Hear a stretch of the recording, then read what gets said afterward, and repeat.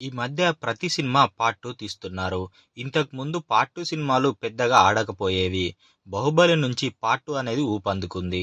'బాహుబలి 2' ఇండియాలోనే number 1 cinema. తరువాత 'KGF', 'Pushpa' లాంటి సినిమాలు కూడా బాగా ఆడాయి. అయితే ఇప్పుడు అవసరం లేని సినిమాలకు కూడా పార్ట్ 2 తీస్తున్నారు.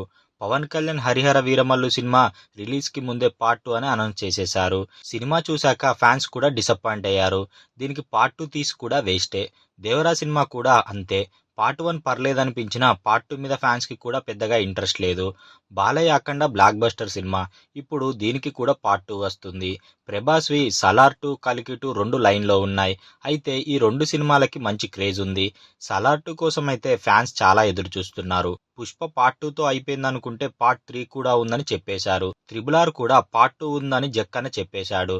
కానీ అనౌన్స్ చేసేదాకా క్లారిటీ చెప్పలేం. 'బాహుబలి' పార్ట్ 3 కూడా ఉంటుందని అన్నాడు జక్కన్న. కానీ ఇవన్నీ జరిగే పనుల్లా కనిపించడం లేదు. అసలు మీరు ఏ పార్ట్ 2 సినిమా కోసం ఎదురు చూస్తున్నారో కామెంట్ చేయండి.